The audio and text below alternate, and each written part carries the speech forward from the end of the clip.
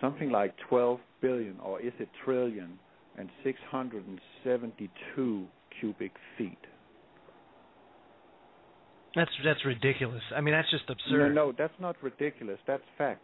I know, but you know what I mean? That's just absolutely mind-boggling. You know what I mean? Yeah, totally. And they also discovered by the surveys they made, and they have been doing that in the early beginning of June, and this has been going on since February 23, where the leak started actually 7 miles southwest of Deepwater Horizon. So we are not talking about the Macondo well. That is the big lie. In my book, that is the big lie. They're covering up for what really is going on down there, and they blame it on the Deepwater Horizon. That one blew up, and now we have the worst disaster in American history. Well, you know what, Griff, this sounds a lot like what we were saying months ago. Yeah. Well, I don't believe the oil is stopped. I've repeatedly said it's flowing. They can't stop it. The Alta report says it'll flow for another year and eventually be stopped by an earthquake. But you have many, many months of oil coming out and more Corexit being sprayed. John, I'd like to ask you, what do you think will happen to the people down there? I don't see the government ordering the people to leave their homes. I feel the government will let them stay there and die. Well, so far that's been the case, and we have no indication of that changing. Early on, there were reports of possible evacuations, but obviously they have not materialized. I believe I have clients down there. I do preparedness consultations. I have clients in that Gulf area who are self-evacuating and just taking it upon themselves to get out of Dodge, so to speak. And I think more and more people that can afford to do so will do that.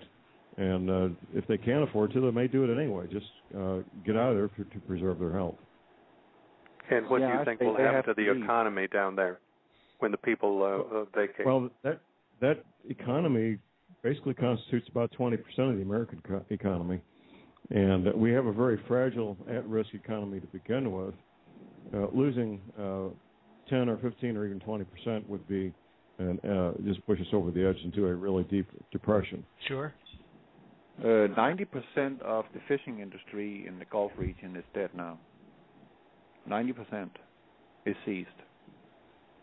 That's really amazing. If America's BNP is 20% just alone from the Gulf region, yeah, and then you can imagine that will lead to a collapse of America. Yeah, sure. That's given. There's no. Well, gentlemen, we need to keep in mind it's not just fishing down there. Within 100 miles of the water of the Gulf of Mexico are hundreds of thousands, millions of people, tens of millions of people involved in every industry that we can imagine, from making automobile parts to doctors and dentists and lawyers. Just people living their lives and conducting the same business that would be in Montana or New York or California. Just people living their lives and doing their businesses. You know something, and this is where it all kind of goes to hell as far as I'm concerned, is the fact that they know that this is very 9/11-esque, where they couldn't evacuate people or tell people that the air was toxic to breathe up in New York for fear that it would collapse the economy. So they had to keep people there to go back to work to maintain that New York economy, because it's just too big of a chunk of our economy to let go. And now we see the long-term effects of that by people coming up sick with respiratory illnesses and the like. Cancer pervasive everywhere, and a lot of calls for legislation to be passed to cover the past coverage for these people, these first responders, and everything else who've come up with mesothelioma and everything and everything like that. So we're seeing a kind of a repeat of that 10 years later with the Gulf of Mexico. Only it hasn't stopped, and if anything, it's getting worse. And they are still spraying Corexit. They are still dispersing what looks to be oil. Henning, I mean, is it oil, or is it asphalt, or is it both? What is it that's coming out down there? It's both. As I said, that the Biloxi Dome is an old crater from an ancient asphalt volcano, and I'm also showing that I've done that on several occasions on my videos. Show that there is a volcano down there. I was just not sure of the exact coordinates, except those that were official. But it now turns out, according to NOAA's report, that it is not where Deepwater Horizon was, which there is their concern. It is 7 miles southwest of there at an old volcano, a 30-mile wide crater they have drilled into. Then I'm going to ask myself, and I'm going to ask people, and especially people with common sense, who on earth would want to drill down into a volcano for oil? Who would be so, let's just say, stupid and do that? Well, I'm not one with a lot of experience in drilling for oil, and I don't know where the exploration has gone, but it seems pretty stupid. It seems pretty stupid to me, if you ask me. Was that why Matt Simmons suddenly went away? Yeah, exactly right. Was that because he knew about this stuff? Well, he was preaching it, Henning. He told everybody. Exactly. He said everybody. The hole's not closed. As a matter of fact, I think he was one of the first, if not the only, major player that came out and said, look, there's a huge gaping hole in the floor of the ocean, and it's spewing oil still. Yeah. And he's an old rat in that industry, so he knows all the crevices and all the crinkles. He was the biggest oil investment banker down there. He was the largest. He was number one. And can I give you another number? Sure. The dead zone NOAA discovered is 6,757 square miles. That's almost 1/4 of my homeland, Denmark. Dead, no life, gone, forever. And that's because of this disaster. Because of this, yeah. But it's going to be more than that as it spreads. Right. It's spreading. It's spreading, and it's going towards southwest. It's going away from where people are getting sick. It is actually going towards Mexico and Venezuela right now, but at 1,200 meters depth. At some point, it has to surface, and at some point, this oil is reaching beyond American international waters, and they can no longer spray on it within their own boundaries. And then Mexico has the problem, and Venezuela has the problem to get rid of this oil.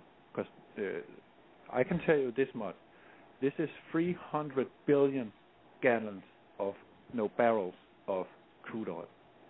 That is what I've calculated it to, compared to the cubic feet. I've calculated that into barrels. That's 300 billion barrels of oil. Yeah, that's quite a number. That's quite a number, you know. Now, and if it has indeed has been the death blow to the Gulf Stream and the Atlantic conveyor, John, what does that do to our climate at this point? What can we expect?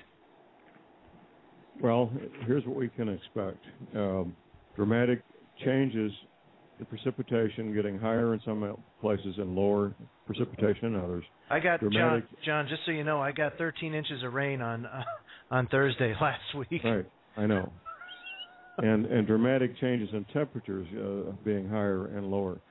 Now, it's not just a matter of turning up the air conditioner or turning up the furnace.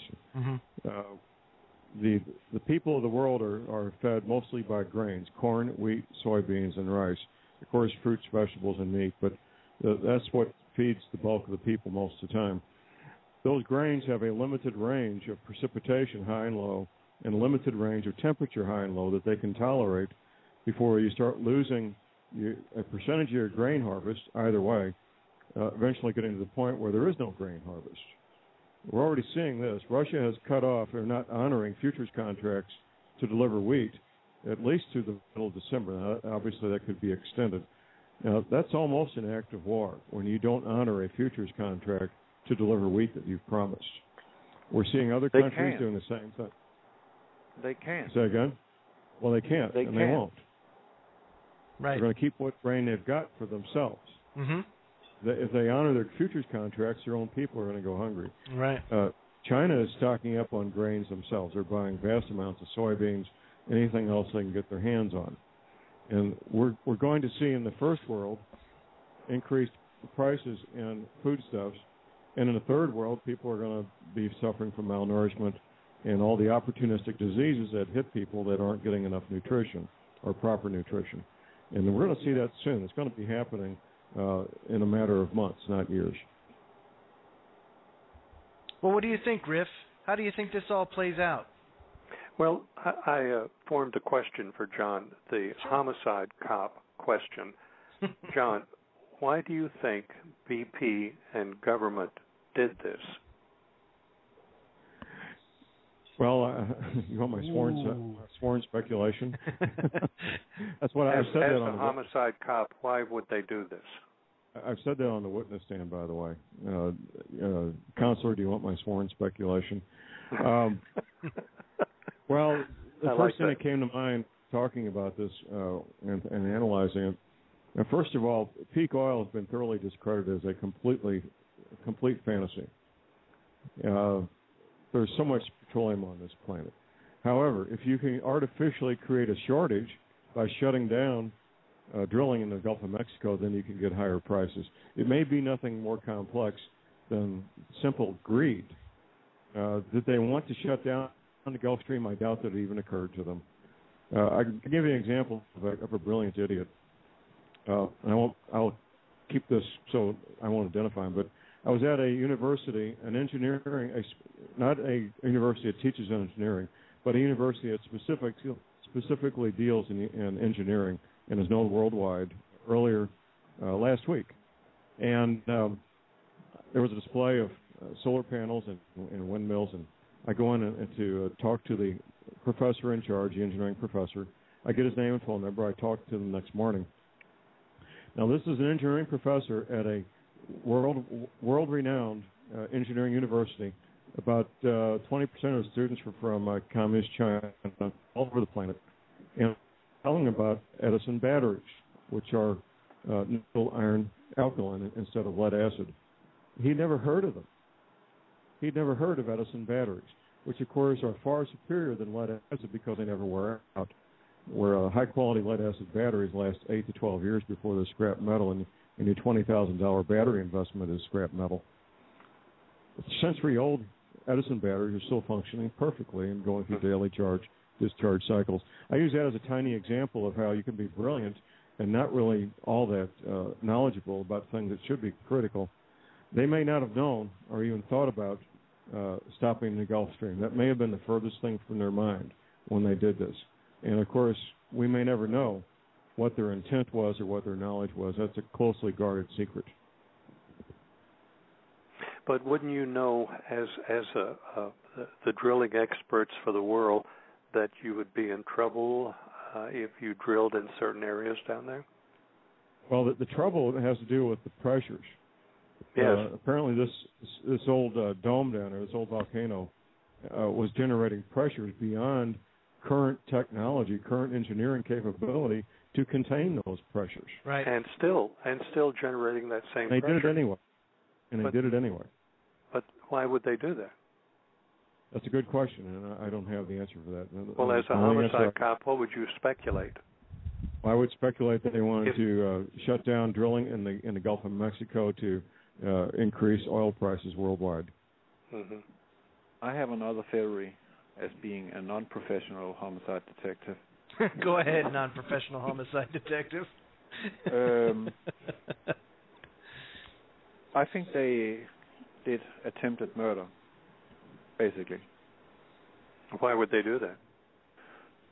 Because there has so much talk, especially amongst those people who sit on the power on this planet, about we are too many and we need to decrease our numbers. You mean Agenda 21? This is the perfect MO for doing this. If you're shutting down the Gulf Stream, you will kill off the Northern Hemisphere crops harvest, and for a long period. And what will that lead to? The third world countries, they are already starving. They will starve even more and die in huge numbers. Right. And even the educated people, those people who can actually put up a fight against this tyranny, they have to be killed off too, in order for them